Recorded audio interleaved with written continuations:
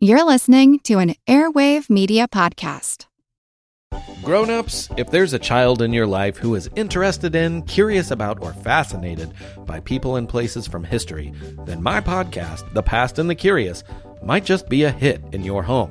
From the invention of microscopes to world-traveling dogs to fashions of the 1890s, gold rush ghost towns, and audiences going wild for walking competitions, we've got a little bit of it all.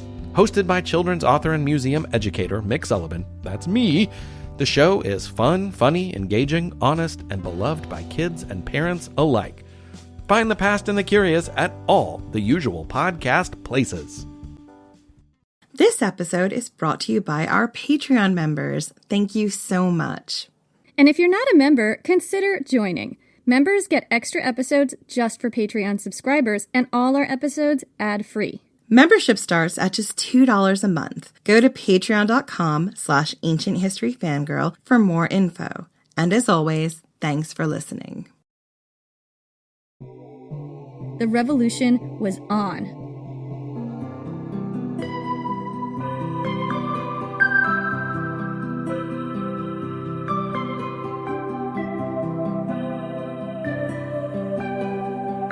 When you hear the news, you're at table with your lesser chieftains. They're deep in their revelry, beer foaming thick in their cups, meat steaming on the rough plank table. The messenger tells you quietly, Geneboom is fallen. The Carnutes have risen in revolt against Caesar. The news is welcome. For a long time you've carried this fire in your belly, eating you from the inside. You've watched Caesar from far off, the black cloud gathering in the distance, the coming apocalypse. More and more refugees stream down from the north every year. You've heard their stories. Yet all around you, your people were asleep. You spoke up in the councils and they all dismissed you. You persuaded your father to the cause, but when he tried to rally the tribes to him, the other chieftains killed him. Now you're the chieftain of the Arverni, and when you hear this news, you're on your feet immediately, your voice booming out over their heads. How long will we sleep, you demand, while the enemy gathers its power? Will Caesar be inside our walls by the time we wake? It's a fine speech. It gets you kicked out of your city and stripped of your chieftainship. You set your back to your city and go out among the refugees because you are one of them now, stateless and cityless. They tell you stories of Caesar's atrocities. You recognize the fire that burns in their bellies, how like it is to yours. You seek out all those who harbor the sacred fire and you draw them to you. You remind them of what they are. Your people are great and epic, a proud, courageous culture of chariot warriors, champions of feats, veins brimming with the blood of heroes, children of a glorious lineage who dreamed of death in battle. You tell the refugees, don't forget what you are. Turn the fire in your bellies against the Roman hosts, and there is no force on earth that will stop you. They gather around you, raise you up on their shields, and you ride toward your city with your misbegotten army at your back. For decades, your people have made peace with the Romans, allowed them to march their armies through your land, and subjugate your own. Your people have forgotten what they are. You will go and remind them. I'm Jenny Williamson. And I'm Jen McMenemy.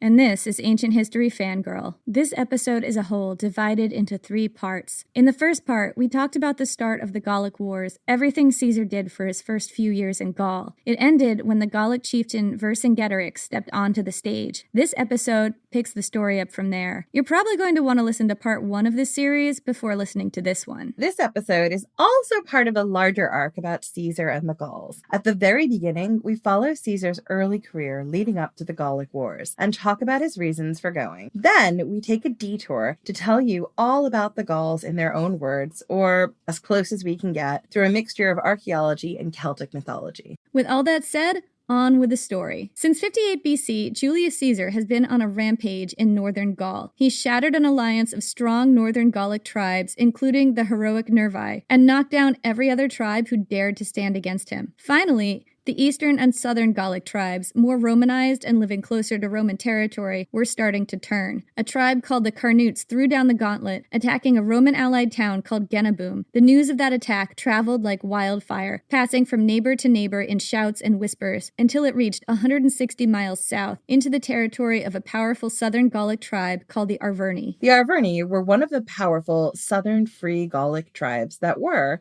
at that moment, kind of allied with Rome. But they hadn't always been allies. They had tangled with Rome before. In 121 BC, 63 years before Julius Caesar invaded, the Arverni had fought the Romans and lost. This was when Rome had captured that southern strip of land, Transalpine Gaul, that ran along the bottom of what's now France, connecting northern Italy with the Roman provinces in modern-day Spain. When the Romans conquered Transalpine Gaul, they conquered a lot of formerly free Gallic tribes and made their territory Roman provinces. But the Arverni managed to negotiate a treaty and keep their independence. Even so, they suffered a significant decline in power. The Arverni might not have lost their freedom after they lost to Rome, but it must have left them with significant cultural trauma. Possibly the experience was as traumatic for this tribe as the first sack of Rome had been for the Romans, because they picked up another trait the Romans would understand well, an aversion to kings. Where have we seen that before? Yeah, we talked about that in the first Julius Caesar episode we did, Julius Caesar and the Pirates' Ransom, about why the Romans might have had this aversion to kings. There's not a lot we know about that, except for what they tell us in their own sort of founding myths, but we talk about it in more depth. Anyway, instead an oligarchy or small group of nobles took control. They were probably ruled over by one single chieftain, but with checks on that chieftain's power. And sometime before 52 BC, we're not sure exactly when, the dates are fuzzy, but it was probably after Caesar's invasion. The Arverni did something a lot of other Gallic tribes have been doing. They killed their own leader, Celtillus, possibly for trying to unite the tribes to fight against the Romans. So remember, a lot of these Gallic tribes had seen Caesar defeat an alliance of the strongest Gallic tribes to the north and take tens of thousands of people into slavery at one time. Caesar was not fucking around, and not everybody wanted to risk a confrontation with him. I mean, you could just imagine the southern Gallic tribes looking at what Caesar was doing and going like, fuck no, I'm not getting involved with that bullshit to the north. Fuck no. Yeah, and also, like, this isn't Star Trek mentality. Like, not every Gallic tribe wore a red shirt, or a blue shirt, or orange shirt, or I don't know, pick your color pajama shirt.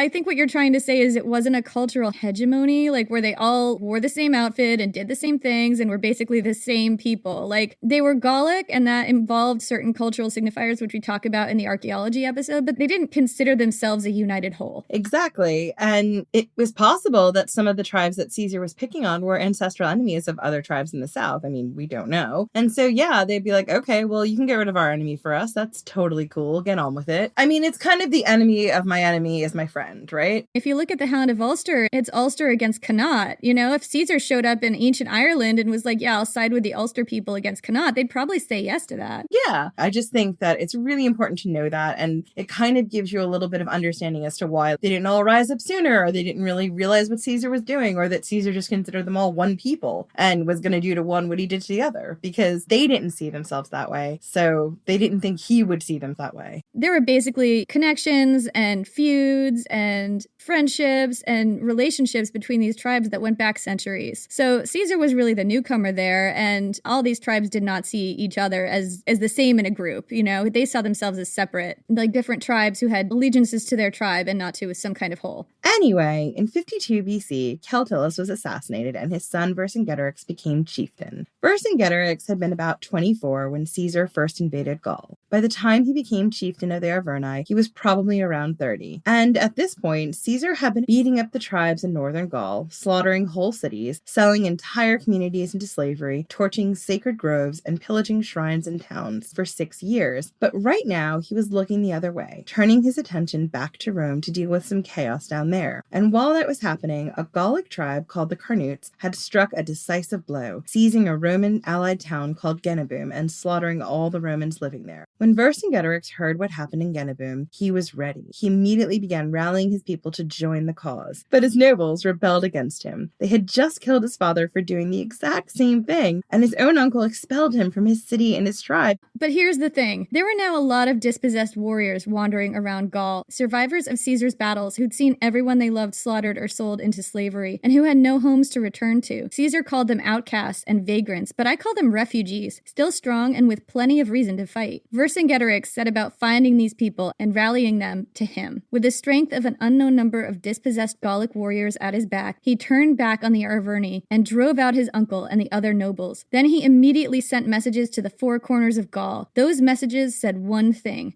the revolution was on. Not long after, by unanimous consent, Vercingetorix was declared king of the Gauls. Incidentally, that name Vercingetorix, probably not the name he was born with. It's one of those name titles like Alaric. It means something like Great Warrior King, and possibly the warrior in that title is specifically tied to the infantry. We have no idea what name he was born with. Maybe it was Kevin. Kevin just doesn't have the same ring as Vercingetorix. Sorry, all the Kevins out there. We're being jerks. So anyway, I can't emphasize how big of an achievement this was, how quickly Vercingetorix united the Gauls. Yeah, and we just got done telling you guys about how the Gauls were all disparate tribes and they did not play nice together and they weren't going to unite behind a single leader. And then Vercingetorix steps up onto the scene and was like, hold my fucking beer, guys. Right. He's like, hold my fucking beer. We've seen how significant the barriers were that kept the Gauls from uniting behind a common leader. For one thing, the warrior culture, which encouraged intertribal warfare, the divided loyalties that Caesar had been very good at exploiting. And for another thing, the atrocities visited on tribes who fought the Romans and lost.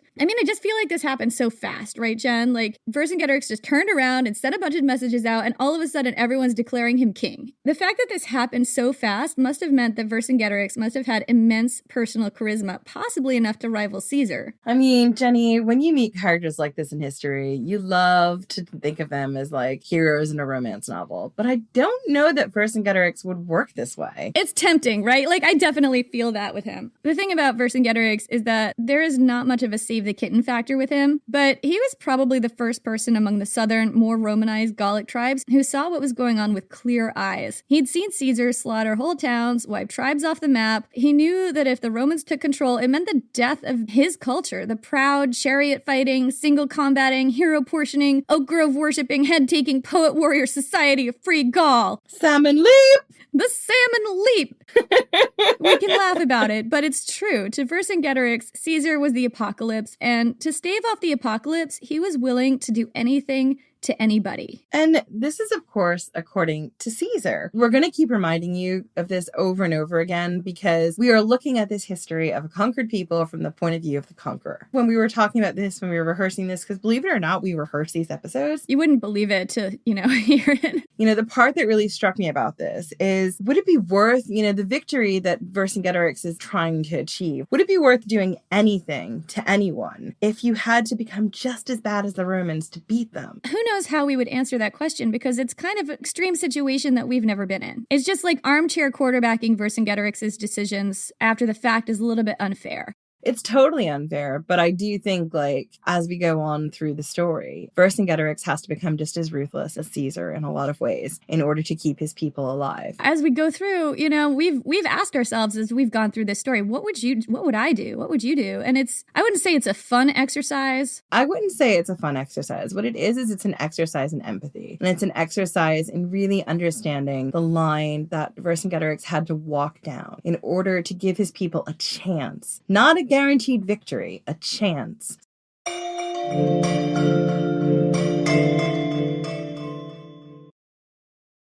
This episode is brought to you by Redfin. You're listening to a podcast, which means you're probably multitasking.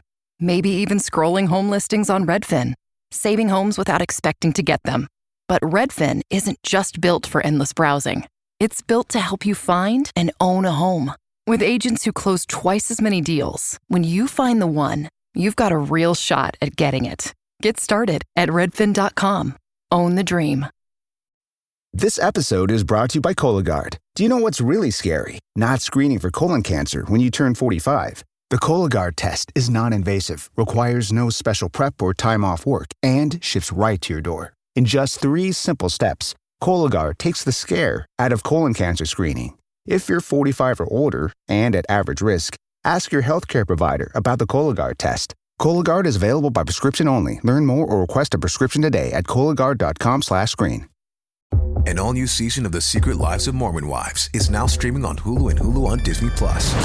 Mom Talk has just been blowing up. Whitney and Jen are on Dancing with the Stars. Taylor is a bachelorette. Saying that out loud is crazy. That is huge. But all the cool opportunities could pull us apart. It's causing issues in everyone's marriage. My whole world is falling apart right now. It's chaos. Watch the Hulu original series, The Secret Lives of Mormon Wives, now streaming on Hulu and Hulu on Disney+ for bundle subscribers. Terms apply.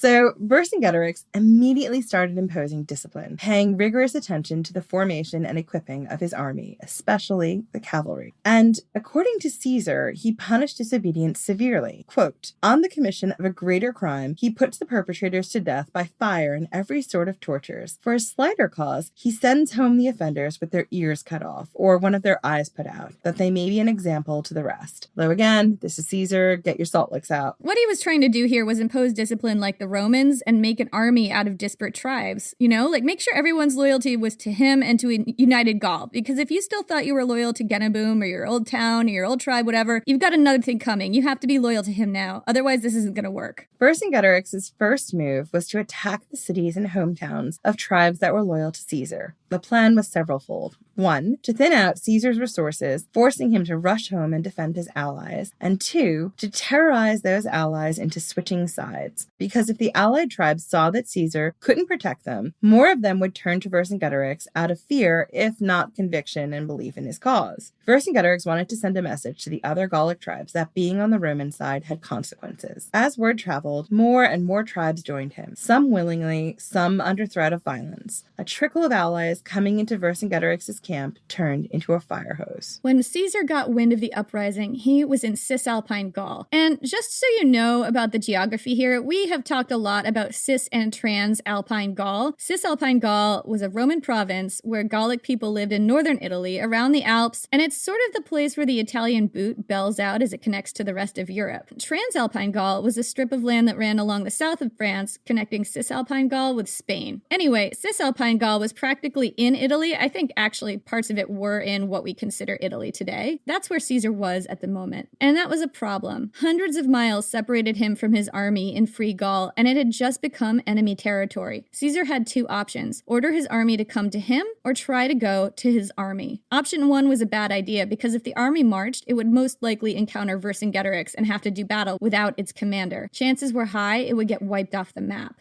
Option 2 was even worse, crossing hundreds of miles with just a small escort, completely vulnerable, threading a minefield of enemy tribes. Even among the friendly ones, alliances were shifting at lightning speed, and nobody could be trusted. All of the tribes had good reason to take Caesar's head to Vercingetorix on a plate. Because headhunting, that was a thing. It was in their culture. Caesar chose option 2, thread the needle and travel to his army in secret at night through enemy territory because he was Julius fucking Caesar. Julius fucking Caesar. This is totally a thing that bastard would do. It is. I mean, I feel like every time I'm saying it, I'm not aggrandizing him. I'm being very sarcastic. Shen is bringing the snark here. Caesar wasn't completely alone. He had some troops with him, mostly noobs he just raised in Cisalpine Gaul. Vercingetorix was out in the field right now, hundreds of miles away, beating up on Rome-friendly tribes to encourage them to change sides. Because, that's always worked with me. I mean, it's the carrot and stick, Jen, except mostly stick. Terrible plan. I don't think it was a terrible plan. I think it was working. I think it was totally working, but I think looking at it, it's like, oh yeah, that's exactly how I'm going to change my mind about something I feel. It's just like, you'll just be like, fine, Vercingetorix, I'll just do what you say. Just please stop beating up on me. I don't respond to bullies on either side, but sure. But the Arverni territory, Vercingetorix's hometown, was not that far from Cisalpine Gaul, the part of the Alps where Caesar just so happened to be. Tit for tat, Vercingetorix. You attack Caesar's allies, Caesar will hit you where you live. Between the Arverni and Caesar stood a mountain range made impassable by snow at this time of year. With a mountain at their backs, the Arverni thought they were reasonably safe from Roman attack. They were wrong. Caesar's noobs had a tough break-in period. Caesar marched them through brutal winter passes, clearing snowdrifts 6 feet deep to come at the Arverni from behind. It was a Herculean task. Once there, he sent his cavalry to ride as far into Arverni territory as they could, destroying homes, slaughtering civilians, and burning fields. As Caesar planned, word traveled fast to Vercingetorix about 100 miles north, and Vercingetorix was forced to turn around and rush back to protect his people. Caesar left his troops to keep harrying the Arverni, left his subordinate in charge, and told that guy he had to go raise more troops, but he'd be back in 3 days. But that was a fake out. With Vercingetorix's attention focused on his homeland, Caesar galloped with a small retinue 53 kilometers northwest to Vienne, where he had a garrison. He took his own soldiers completely by surprise. He kept his coming as secret as possible and quickly assembled a new group of cavalry. Then, marching night and day, Caesar traveled through Adria and other tribal territories, where he had 2 legions camped in winter quarters. These were until very recently friendly tribes, but nothing was certain now, and this was a desperate ride, during which he may have disguised himself as a Gaul. I mean, he would have just a giant fake mustache and everything. Oh, that's kind of fun. He's kind of fun, right? Yeah, Julius Caesar disguised with a fake mustache. Yes, we know it's mustache. We're just going to call it mustache. The official ancient history fangirl pronunciation is mustache. Absolutely. But against all odds, Caesar made it to the garrison safely. And once there, he immediately sent messengers to the rest of his army, ordering them to congregate in one place near modern-day Sens, where Vercingetorix's army had been active. Before word of his movements could reach Vercingetorix, which was tough to do because, there were spies everywhere, it took a few days for Vercingetorix to realize that Caesar's attack on the Arverni homeland was only a distraction. Once he figured it out, he immediately headed back north. And we cannot emphasize how big the stakes were for both of these people. On the line for Caesar, his political career, his aristocratic name, everything he owned, and maybe even his life and freedom. Theoretically, Caesar could wind up tried for crimes against the state when he got home because his consulship had been very eventful. There were people back there who were calling for this already. That kind of makes me just feel like, so that means he probably committed crimes against the state. Well, he did. I mean, I don't think that it's actually even a question. If you listen to Julius Caesar and the Devil's Three-Way, we talk about the violence that was happening during Caesar's consulship and the fact that he had allied with Crassus and Pompey, and he had Pompey's soldiers basically strong-arming people and flooding the Senate with angry mobs and stuff. There was a lot of violence and there was a lot of messed up stuff going on. So he might have deserved it, really. I mean, I'm not going to say that you're wrong, but the thing is, to him, I'm sure it was justified. He probably had lengthy justifications for all the things he did. I'm sure it's in his memoirs somewhere. The Lost Book. Oh, you mean the commentaries?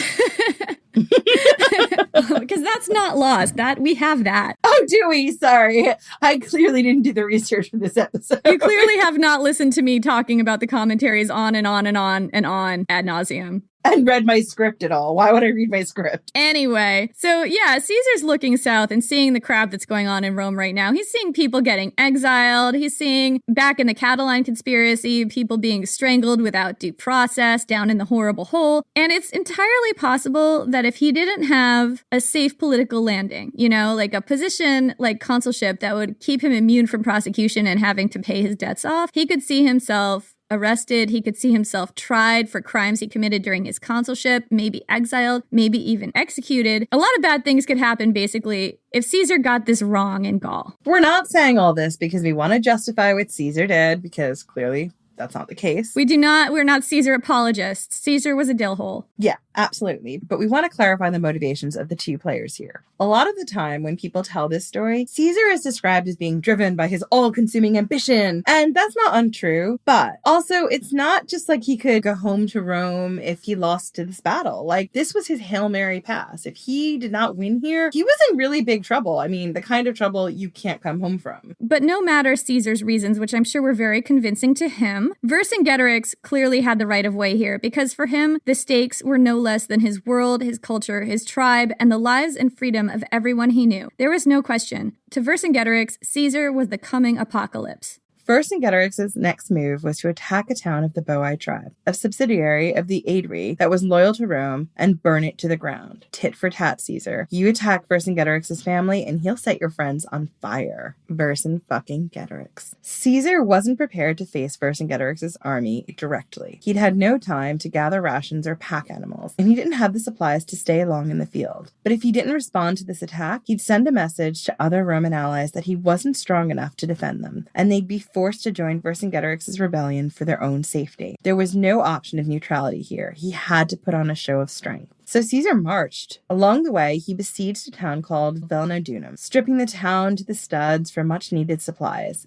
A few days later, he arrived at Genabum, the town the Carnutes had taken, slaughtering the Roman townsfolk and sparking the rebellion. It used to be a Roman town, but now it was a rebel town. Caesar got there late in the night and decided to plan a siege for the next morning. Before dawn, Caesar got word that almost the entire population of Genabum was trying to flee over a single bridge across a river. But in the congestion and panic, few were actually getting across. Caesar sent his legions into the town, burned Genabum to the ground, and took the entire population into slavery. At this point, it must have sucked to be a regular person in this part of Gaul, just trying to go about your life. Nowhere was safe. No one was safe. If Caesar didn't get you, Vercingetorix would. You could join up with either one of these, but that would not guarantee your safety. Caesar might take your kids hostage, strip your town for supplies, leaving you to starve, and maybe sell you into slavery depending on his mood. And Vercingetorix wasn't exactly a safe harbor either. You'll see why. One example of the conundrum faced by civilians is what happened in the town of Noviodunum. And this was not allied to Rome, and Caesar attacked it, trying to provoke Vercingetorix into an upfront confrontation. But the people of Noviodunum did not want a fight. They surrendered to Caesar immediately to protect the inhabitants from slaughter. But then Vercingetorix showed up, and his presence inspired the town to take back their surrender. They started putting up a fight, but when Vercingetorix's cavalry clashed with Caesar's, it was Caesar's troops who won. The people of Noviodunum, who had whiplash by this point, and literally just wanted to live, took back their takebacks, and again surrendered to the Romans. No word on what happened to them after that. It probably depended on how Caesar felt about them. It's possible they were sold into slavery, since they'd taken back their surrender and couldn't be trusted, but it's also possible Caesar didn't sell them into slavery because that might discourage other cities from surrendering. Either way, you can see the impossible situations ordinary people were put in as these two huge armies used them as chess pieces. After the siege of Noviodunum, Caesar marshaled his troops and marched toward Avaricum, the most well-defended town in the area. If he took that town, he took the whole region. Vercingetorix had now faced Caesar's troops in open battle, and it hadn't gone well. Why? Let's delve into that for a second. We're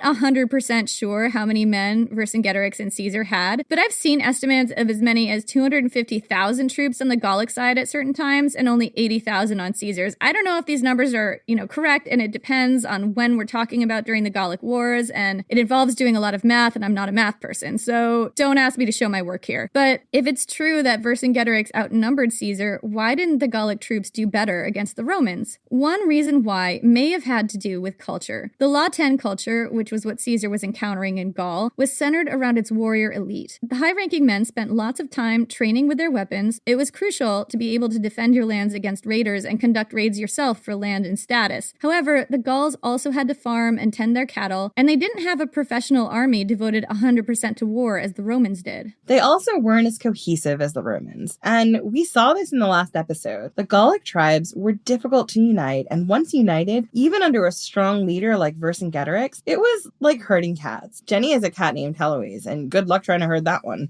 I mean, we couldn't even get her to do a proper salmon leap, and she likes leaping.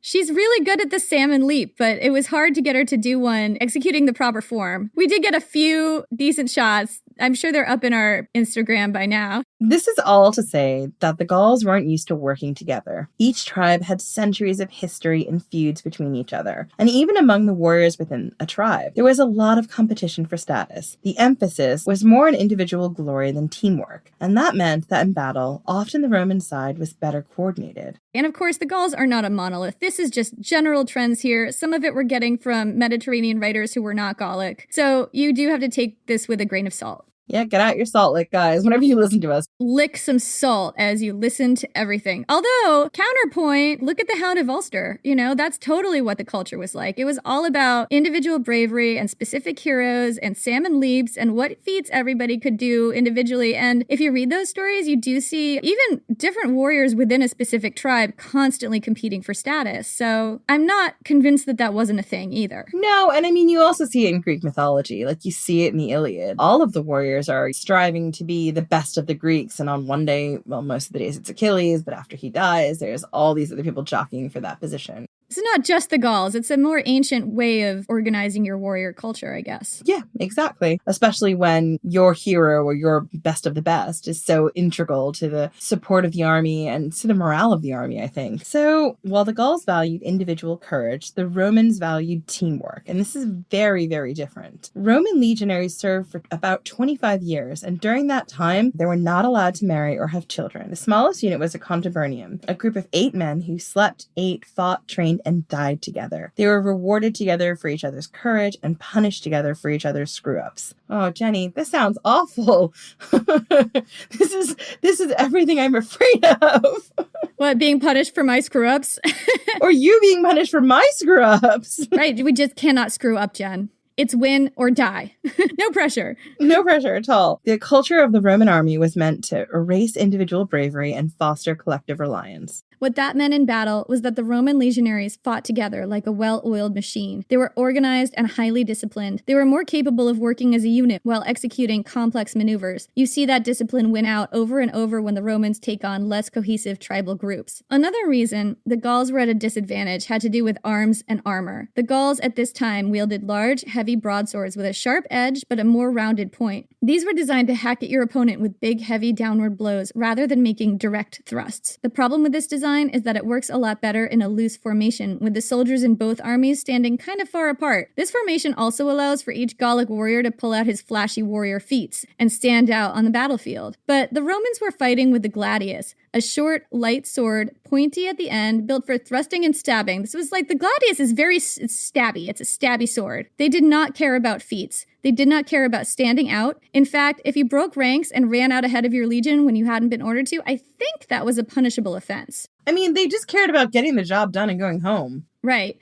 To their 8-person tent. The gladius was an ideal close-quarters weapon, and the Romans fought closely packed. They were trained to avoid wild swinging blows at all costs, because the bigger your stroke, the more you leave your defenses open. I mean, that's very true. You have to be, pretty confident to have a massive stroke, don't you? I guess so, yeah. Well, think about it. You're leaving so much of your body exposed. You gotta keep things close to the vest, otherwise you might get stabbed by the stabby sword. Some Gauls had chainmail. In fact, the Celts are believed to have invented chainmail. The oldest chainmail armor dates from around 400 BC and was found in a Celtic Latin-style grave in modern-day Romania. But not all Gauls were so richly equipped. Each Gaul, unlike the Romans, had to supply his own arms and armor. The wealthy elites would have high-quality gear, but the less wealthy people most likely wouldn't. There was no standard equipment. In the Roman army, by contrast, everyone got standard issue weapons and armor of the same, usually high quality. I mean, that is the good thing when you have a standing army, isn't it? Everyone gets their own armor, and it's the same kind of armor all around. The interesting thing here is you can see Vercingetorix trying to counter all this when he first built up his army. One of the first things he does is pay really close attention to how the army was equipped, especially his cavalry. He was probably trying to impose some of the rigorous standards the Romans applied to everyone having the same armor. And when Caesar tells us that Vercingetorix imposed really fierce discipline, even though you do have to remember who's telling us that detail, I actually find it pretty believable because Vercingetorix's discipline had to be harder. His warriors hadn't already been indoctrinated into this ethos of teamwork and obedience. He understood these cultural differences in his people and how they worked against him, and he was trying to impose a framework of discipline over centuries of independence and feuding between tribes, so he had to be strict. He had to put the fear in them. But there was only so much he could do in the time he had. The Romans had hundreds of years to build this into their army and into their culture. This is the way we succeed. It's the complete opposite of the Gallic culture. So you've got these two very different armies clashing who view the world incredibly differently. Caesar gets really specific about how Roman weaponry worked against the Gauls. His soldiers carried a pilum, a light javelin designed to bend on impact with the enemy, so the enemy couldn't pick it back up and throw it back in your face. Although this did not stop the Nervi. Long live the Nervi. And you see that working to great effect when Caesar fights the Gauls. When he fights against the Helvetii, way back in the beginning of his invasion of Gaul in 58 BC, he describes his soldiers' pilums getting stuck in the Gauls' big shields. They had these big wooden shields, which hindered the Gauls fighting and forced them to toss away their shields and fight without this protection. And one more thing, the cavalry. The Gauls had a reputation as some of the best horse people in the world, not including the Scythians, of course. If you want to learn more about them, go listen to our Amazon series. The Women Warriors of the Ancient Steppe, I think, is where we really deep dive into the Scythians, and that's a really cool episode. But the thing is, the Gallic horses weren't that big. They were more like ponies. Yay, fat little ponies. That means that they were more suitable as skirmishers, engaged in more sporadic, harassing combat, rather than acting as the core of an army. And that's exactly how you see Vercingetorix using them, because the Romans had big horses, didn't they? They did. They had bigger horses than that, at least. I don't know exactly what the breed was. That would actually be an interesting deep dive. Yeah, maybe on our Patreon. Yeah, maybe we'll do a deep dive into the breeds of Roman horses for the cavalry. So there were several reasons why Vercingetorix was at a disadvantage against the Romans. To defeat Caesar, he had to be smarter, quicker, and harder to catch. And he had to do what, in Roman army slang, they used to call kicking the enemy in the stomach. Vercingetorix gathered his tribal leaders together and laid out his strategy. Rather than risking an open confrontation, they basically pulled pull a Cuchulainn. They'd wage a guerrilla war, harassing the Roman supply lines, picking them off in small groups when they ventured out to forage, and never letting them sleep or eat or know a moment's peace. But Vercingetorix also took things a step farther than Cuchulainn by not leaving anything for the Romans to plunder. You mean kicking them in the stomach was just making sure that they didn't have enough food and that they starved? Yes, that is what it means. Oh man, I wouldn't like that. You're not supposed to like it, Jen. Vercingetorix had seen the Romans get their supplies by pillaging Gallic towns. He told his people that the only way they could win was by burning everything to the ground. Their own villages, towns, houses, and field. And this would starve the Romans, force them to range far afield to forage, making them more vulnerable to attack. He told his people, quote, "If these sacrifices should appear heavy or galling, that they ought to consider it much more distressing that their wives and children should be dragged off to slavery, and themselves slain, the evils which must necessarily befall the conquered." In other words, to get out of this alive, everything they loved had to burn. And his people unanimously agreed, which again is just astounding. And not only because leading the Gauls was like herding cats or sharks or me and Jen, any kind of being that just does not naturally herd. Assuming they could drive the Romans out at all, what would they live on afterwards? There was a very real risk of starvation if they burned everything in every direction. Again, the fact that everyone agreed to this speaks to the towering charisma Vercingetorix must have possessed. But his chieftains begged for one exception, Avaricum. And remember, Avaricum is right in Caesar's path right now at this moment. Caesar's marching towards it. Avaricum was the most important city in the Biterges territory around Bourges in modern-day France. It had a population of about 40,000 people, and it was a mining town. There were important iron mines in the area, and metalworking was one of Gaul's superpowers. So this would have been an important source of metal for Gallic weapons production, and also shiny, shiny jewelry. We talked about it in our archaeology episode, but the Gauls were the first people to make plated jewelry, and I love the idea that they were this very status-conscious society, and they sort of made it so that everyone could have things. It didn't have to be all just the wealthy having it. You could have a little bit of gold plate somewhere. How amazing would that be? You still have to be pretty wealthy, I guess. But not as wealthy. Yeah, it wasn't all solid gold. Avaricum was located on a steep hill surrounded by a river and marsh with only one narrow entrance, and it was well fortified. Vercingetorix didn't think it was strong enough to withstand a Roman siege and thought protecting it would be a needless waste of resources.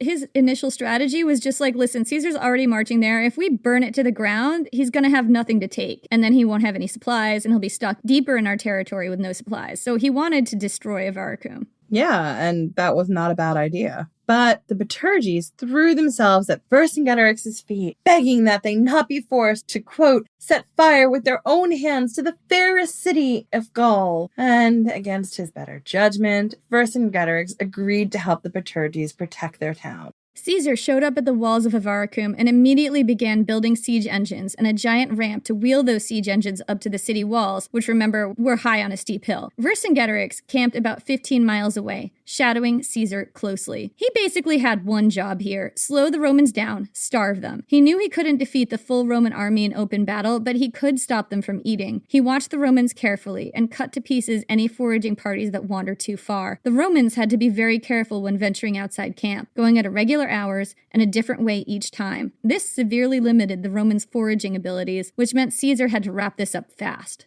Under the watchful eye of the Gallic forces, Caesar began to erect siege towers. Meanwhile, he sent messages to his allies, the Aedui, for supplies, but the Aedui were tapped out themselves. Starving at this point, the Roman army subsisted only on a few cattle driven in from the villages nearby. Caesar could have had a mutiny on his hands, but he was careful to encourage his troops, visiting each legion as it worked. He told them if they couldn't hack it, if they were suffering too much, he'd give up on this siege. But the legions wouldn't hear of it. They told him they'd consider it an absolute disgrace to abandon a siege after it was started, and declared their willingness to put up with any hardship. Everyone was still trying to prove themselves against that legendary 10th Legion, Caesar's favorite legion. Meanwhile, the armies of Vercingetorix were also suffering from hunger because scorched earth tactics bit both ways. Vercingetorix also had to wrap this up fast. He led a group to ambush some Roman foragers, and in response, Caesar moved his army to threaten the entire Gallic camp, forcing Vercingetorix to withdraw. Checkmate. And now Vercingetorix was the one dealing with a possible mutiny. The other chieftains got spooked. They said it looked mighty suspicious that Caesar showed up to threaten their camp right when Vercingetorix left with half their cavalry. Coincidence? I think not, they said. And in our last episode, we showed you how Caesar dealt with dissension in the ranks, and this is how Vercingetorix dealt with it. He captured some Roman camp followers from a foraging party. And camp followers, I feel like until I started researching this, I kind of thought that a camp follower was like probably a sex worker who followed the army and just kind of worked in the army. And actually it was, I think, basically anyone who was a non-combatant following the army, like sex workers, yes, but also people like bakers and blacksmiths and people selling supplies to the army and stuff like that. Like there were a lot of people following this army who were not actually combatants. Yeah, because those would be really useful. Like, those roles are incredibly important. Yeah. Anyway, so Vercingetorix captured some of these poor camp followers. He had them tortured and starved, and then dressed them up as legionaries and paraded them in front of the chieftains. They'd been coached to tell harrowing stories about the low morale and horrific conditions in the Roman camp, and how Caesar's army was on the verge of giving up. This worked.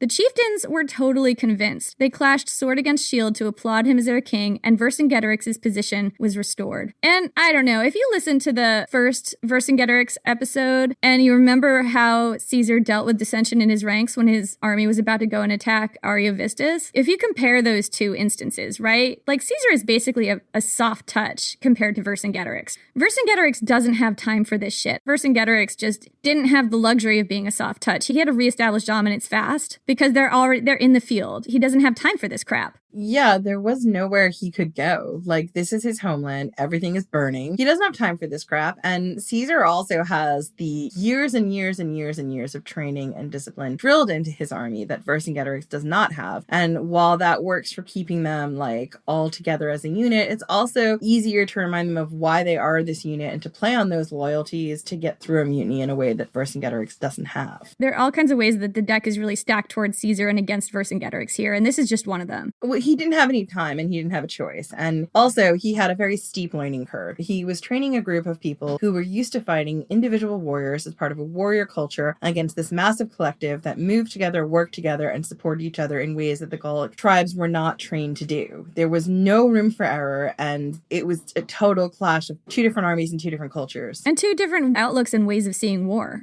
Yeah.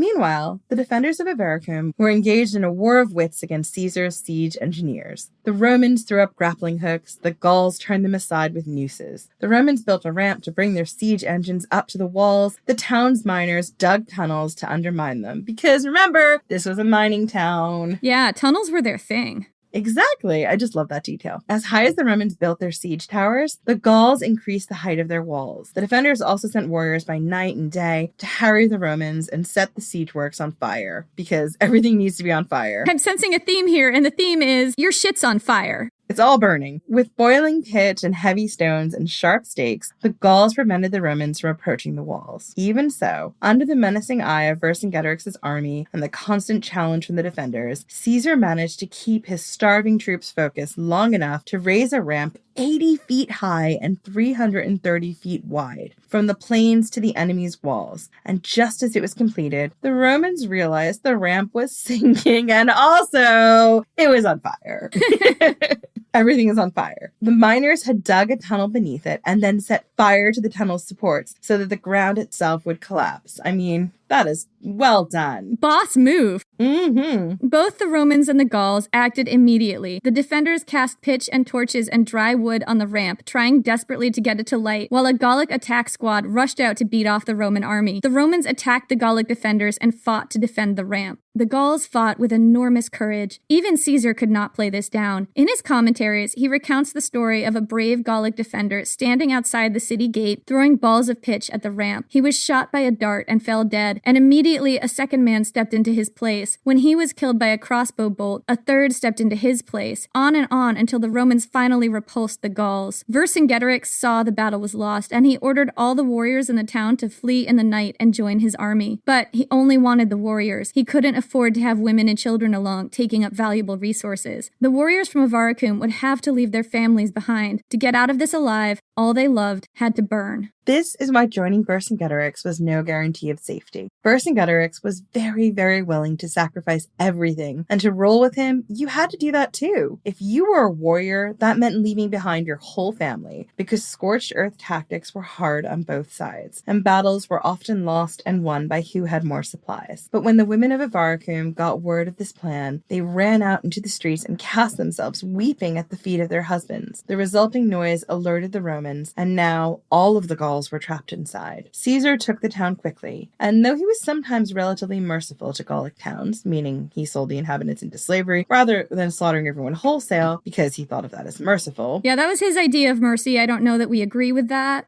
We definitely don't agree. Yeah. This time, Caesar instructed his men to, quote, reap the harvest of victory proportionate to their exertions. At first, the Gauls planned to keep up the fight, retreating to a wide marketplace inside the town and forming up a wedge to repel the Romans. But as the Roman soldiers crowded thick on their walls, their spirits broke. Most threw away their weapons and ran. Tens of thousands were cut down trying to leave by the narrow gate, and those who made it through were slaughtered by the cavalry. Caesar tells us that, quote, being excited by the massacre at Genabum and the fatigue of the siege, the Romans spared neither those worn out with years, women, or children. And we can't underestimate the brutality of what happened in Avaricum. We've talked about what happens inside a town when it's being sacked by an invading army in our first episodes, How to Survive a Siege Part 1 and 2. Roman soldiers were in an environment where human violence was baked in and strongly encouraged. Under strict military discipline, that violence was controlled and channeled in specific directions and towards specific purposes. But inside an enemy town, in narrow streets where they were no longer under the direct supervision of their officers, that control broke down, and it was very common for soldiers to unleash their frustrations on the vulnerable inhabitants of a town. Remember here that Caesar was not even just looking the other way, he was actively encouraging it, which made it 10 times worse. Absolutely. What would usually happen was that anyone who put up even the slightest resistance would be killed immediately. Women would be sexually assaulted on a widespread level, and the attacking soldiers would steal everything of value in the town. It was a frenzy of terrible violence and larceny. Sometimes women, children, and other non-combatants would be taken into slavery, but not in this case. At Avaricum, Caesar took no slaves. Of the 40,000 people who lived in the town, only about 800 reached Vercingetorix alive. It was a devastating loss, and it gave the Romans a much-needed supply of provisions that the Gauls couldn't afford for them to have, because this war was being won and lost by who had more supplies. But now, it was Vercingetorix's turn to project serene confidence to keep his people loyal. He reassured his people that a single loss, even a devastating one, didn't mean they'd lose the war. He said he was working to unite all of Gaul in an alliance that, quote, not even the whole earth could withstand. And hadn't he said all along defending Avaricum was a mistake? This only proved his sound military judgment. People were starting to say that next time, they'd all better listen to him and stick to the plan.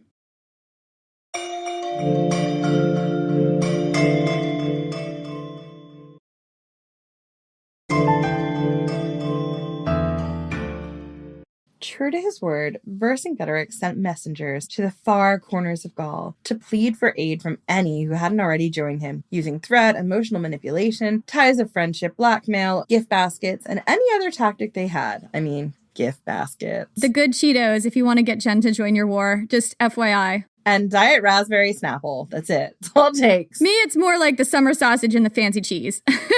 I mean, such a foodie. We both like Prosecco. That's where we intersect. That is the intersect. Vercingetorix levied more troops from all his allies, quickly replacing the soldiers he'd lost at Avaricum. Caesar's next target was Gergovia, Vercingetorix's hometown. His own uncle had expelled him from there when he'd first tried to unite the tribes, but now it had come over to Vercingetorix's side, and it was the center of the resistance, a very strong center. Gergovia was built on a plateau about 1.5 miles long by about a third of a mile wide that stood about 1,200 feet above the surrounding plain. There was only one way up the plateau, and a small group could hold the entrance relatively easily. The rest of the war might hinge on who held Gergovia, so both armies rushed south. Gergovia was about 195 kilometers or 121 miles south of Avaricum. Along the way, Caesar's troops encountered a river called the Alir. The water was too high and flooded for an army to ford it. Vercingetorix got there first, crossed over, and burned all the bridges in his wake. Caesar came to the river and found all the bridges gone and the river swollen by rain. His army began to range along its banks, looking for a safe place to cross. And meanwhile, on the other side, Vercingetorix's army played cat and mouse with Caesar's, mirroring his every movement, stalking him by night and day, and torching every bridge the Romans tried to cross. But Caesar had a plan to outwit Vercingetorix and cross right in front of his face without him realizing it. Caesar camped near a town called Vercingetorix, maybe a little more than halfway to Gergovia. In the night, he sent most of his troops marching south, but arranged to make it look like it was in fact the whole force. Meanwhile, he held a group of 2 legions back and hid out in the woods. This is a fake out. He's doing another fake out. Vercingetorix immediately took off after Caesar's troops marching south. Meanwhile, Caesar's 2 legions worked fast, building their own bridge, and this is where the engineering skills of the Roman army came in handy. He then sent for the other half of his army, which booked it back to the bridge before Vercingetorix could catch up. Vercingetorix realized he'd been fooled. Not in time to stop Caesar from crossing, but with enough time to get to Gergovia before Caesar did. He gave up the cat and mouse game and force-marched his people to Gergovia because everything would now depend on who got there first.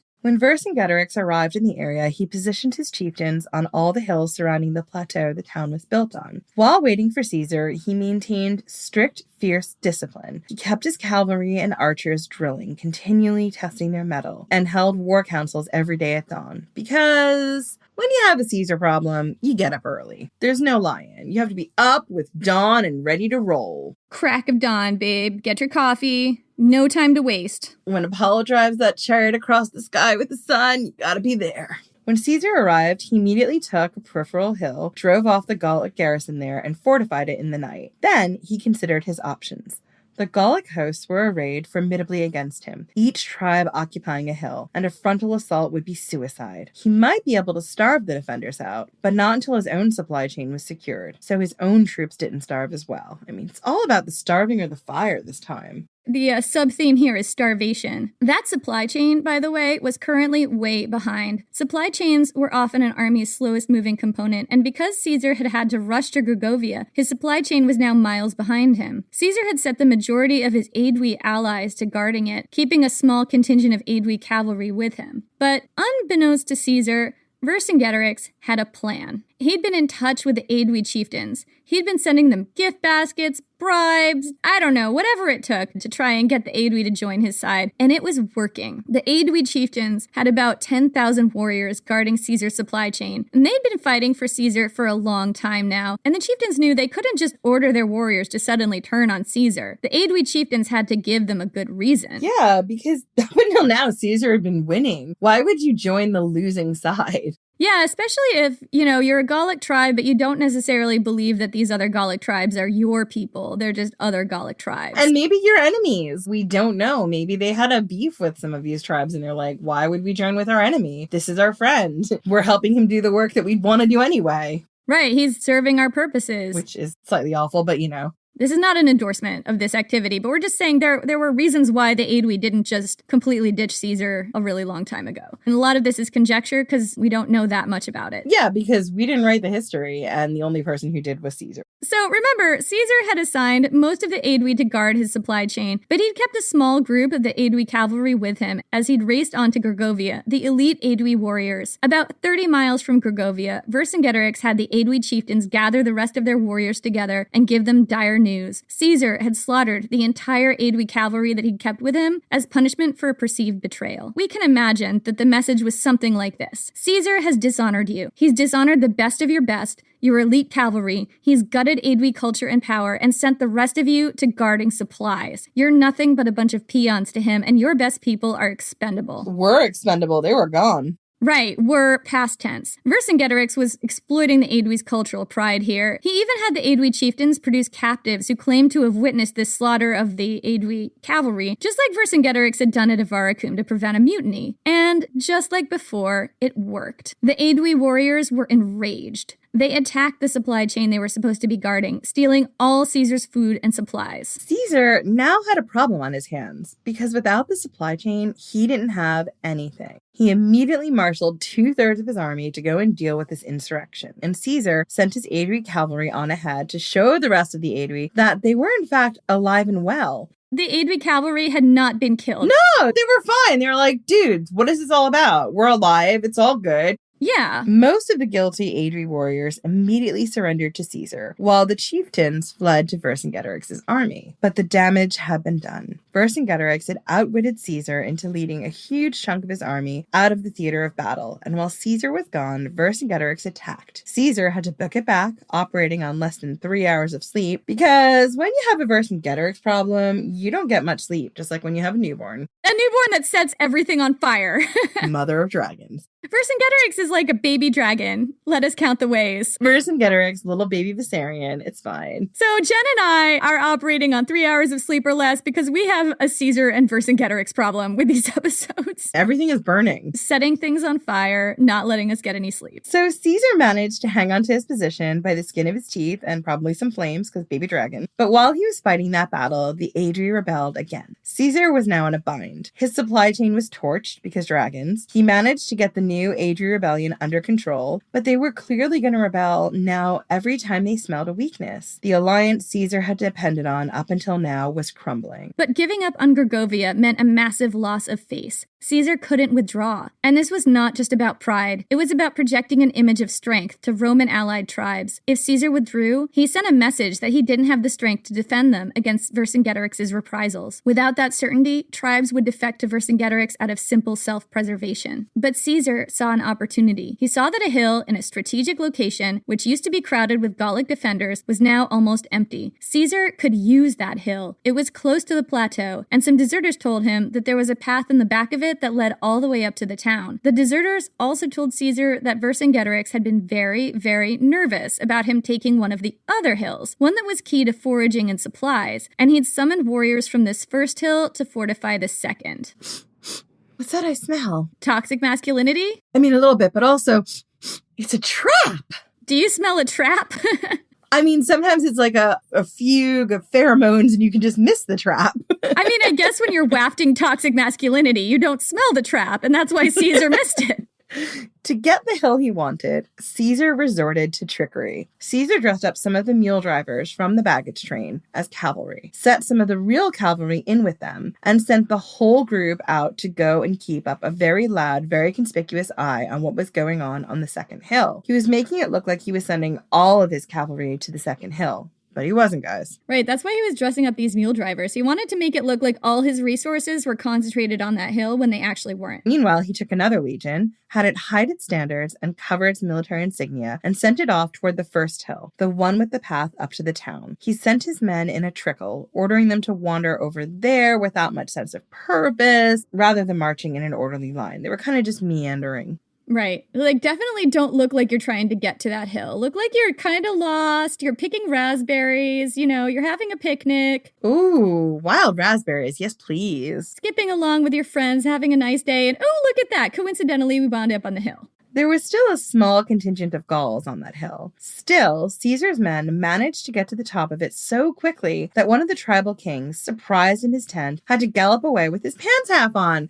No comment on what he was doing in that tent. I mean, whatever it was, it didn't involve pants. It did not. Caesar wanted his soldiers to take the hill, but definitely not to keep going toward the town. They were not ready for a frontal assault. He ordered the signal for retreat, or for them to just stay still for a second. But because he was a ways behind, the soldiers didn't hear, and all in a froth over the prospect of an easy victory, they surged up the path, right up to the wall of the town. The town was in a panic. According to Caesar, quote, "A shout arose in every quarter of the city, and those who were at a distance being alarmed by the sudden tumult fled hastily from the town. These people in this town had all heard what had happened at Avaricum, and they did not want to be next. Here's what happened." Quote, "Married women," just this quote, you know what? We're going to unpack it in a second, but I'm going to read it to you first. Quote, "Married women hurled down clothing and silver from the wall and, baring their breasts, stretched out their hands to beg the Romans to spare them and not massacre women and children as they had done at Avaricum. Some of the women even lowered themselves by hand from the walls and gave themselves to the soldiers." What is happening here? I feel like there's just so much bared bosom when we read about women in vulnerable situations. Like, I don't understand that.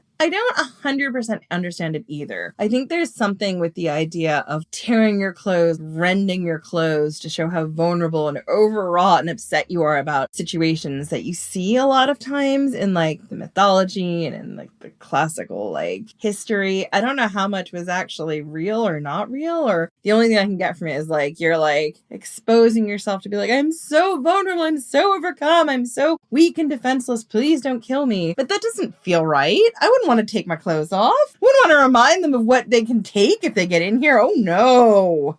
I mean, that's my feeling, is that it's like waving a red flag in front of a bull, right? If I'm in a sacking situation and the army is coming in and they all want to like sexually assault some people, the last thing I'm going to do is bare my bosom at them. Like, this does not make any sense. Like, it just doesn't seem like the first thing you would do intuitively. And maybe this is a cultural thing and I'm just not understanding that. But sometimes when I read these passages, I'm like, is this some weird wish fulfillment on the part of the writers that he's like writing this like titillating, literally thing that will get the reader all excited about boobs? Like, I'm not really sure if that's what's going on or if this is a thing that really happened. Maybe it was a universal sign of being like, we are defenseless. We can't defend ourselves. Look at our breasts. It's possible this is in there because this was something that you did to show submission and surrender, like the tearing and rending of your clothes to like show that you're vulnerable and you're no threat. But also they're giving themselves to the soldiers. Like, I don't understand that either. I don't know, but we do know that every single time that Caesar has come through a town, if you don't surrender immediately, it goes much worse for you. Like, whatever's going to happen if he gets into this town is going to be shitty. There's two ways it can be shitty. It can be shitty and everyone can be dead. It can be shitty and maybe you live through it. It's up to you which path you take. Choose from the array of shitty options in front of you. We're really speaking from a remove of centuries and also a modern lens that it makes it hard to understand what our own behavior would be in really extreme situations like this. So we're kind of not in a place to comment. No, we're not. And I think the confusion that we both have is a very modern confusion about this like bearing of your bosom, which seems to be really, really rife in a lot of classical history and mythology, which we don't get. It's one of those things, I mean, you saw it in The Hound of Ulster in sort of a lighthearted way when all the women were bearing their bosom at Cullen to get him to stop warp spasming. Maybe that was what was going on. Like, these soldiers were all in a warp spasm. And maybe they were just like, boobs! What is this? Boobs! Right. It's just a way to distract them from further destruction or a way to self-sacrifice to maybe save other people in the town, like your kids, for example. Maybe it was a way of throwing yourself at the enemy so that your children and others were able to escape. Yeah. So back to the story. A way over-eager guy named Lucius Fabius, who'd been heard bragging just that day about not allowing anyone else over the wall ahead of him, got 3 men from his company to raise him up over the wall. He then turned around and started pulling soldiers up behind him. I mean, again, this is what happens when Caesar brags about how great the 10th is. Everyone is constantly trying to live up to it. Right. But here's the thing. They had acted too soon. As enthusiastic as they were, the troops were unevenly deployed, not acting in concert, and exhausted from the events of the past few days. Then, when the Aedui showed up, they freaked out even more, thinking this was a new group of enemy Gauls about to bring the hurt. And I mean, they could be forgiven because 5 minutes ago, the Aedui were not on their side. They were not. And now here they show up with their glorious mustaches, and it's like, oh God, they're on that side and on this side. What do we do? Right. The Gauls within and the Gauls without. Exactly. The Aedui were, at this moment, Roman allies, and they were clearly showing the sign of being Gallic warriors allied to Rome, which was wearing asymmetric tunics with the right shoulder bare and maybe some scrunchies and leggings, because sometimes we just like to think about how awesome that would be. Because the 80s, for some reason. The 80s were fabulous. They were happening right now, for some reason.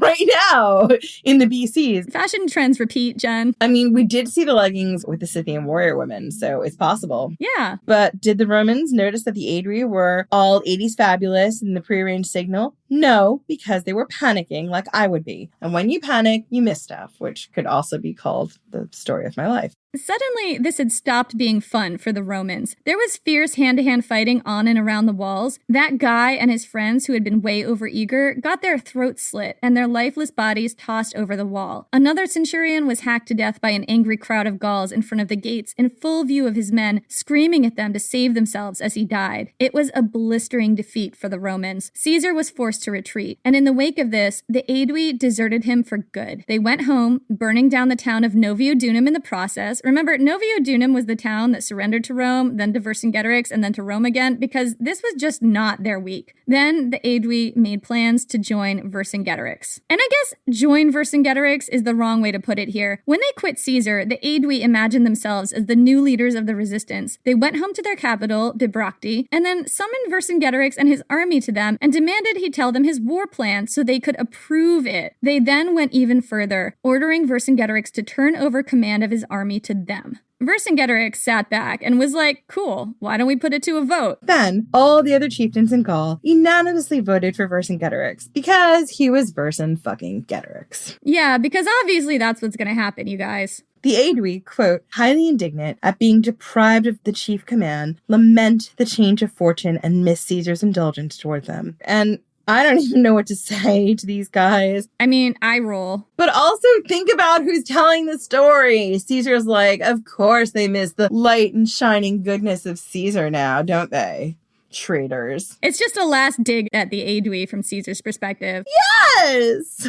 But like everyone else, the Aedui saw which side of the bread the butter was on, and they fell in line behind Vercingetorix and kissed Caesar goodbye. With all of Gaul united behind him, Vercingetorix marshaled his strength and went out to meet his enemy, and he would need the strength of every warrior in Gaul behind him, because he was about to face the fight of his life at a town called Alesia, and we will tell you all about that in our next episode. So that's it for this week.